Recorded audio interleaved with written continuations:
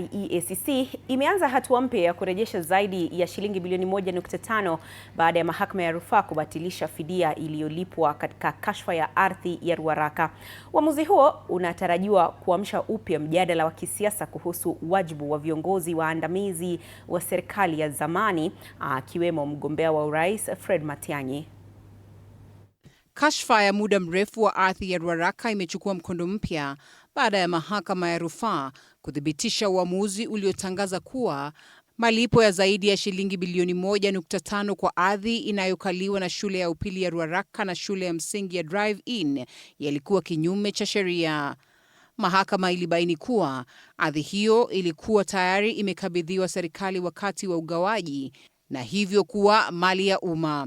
Kutokana na hilo, majaji waliamua kuwa hakukuwa na msingi wa kisheria wa Tume ya Kitaifa ya Ardhi kulazimisha ununuzi wa ardhi hiyo wala kuwalipa fidia watu binafsi waliodai kuimiliki.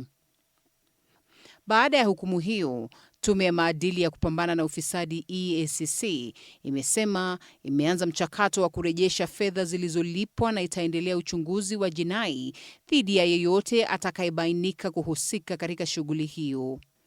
Tume ya EACC inasema uchunguzi wake uliofanywa kwa ushirikiano wa Wizara ya Ardhi na Elimu pamoja na serikali ya kaunti ya Nairobi ulibaini kuwa shule hizo zimejengwa kwenye ardhi ya umma. Wachunguzi pia walipata hati halisi za umiliki wa ardhi na kuweka zuio kwenye mali hiyo ili kulinda maslahi ya umma.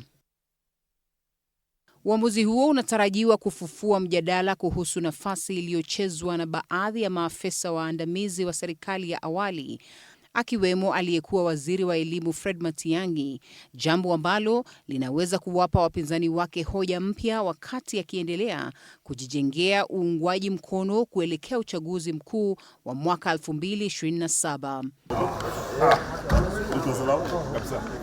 Mahakama haikumhusisha binafsi na kosa lolote la jinai katika hukumu yake. Hata hivyo, uchunguzi wowote mpya au mashtaka yatakayowasilishwa dhidi ya maafisa wa zamani yanaweza kuathiri mtazamo wa umma wakati wa kampeni za uchaguzi.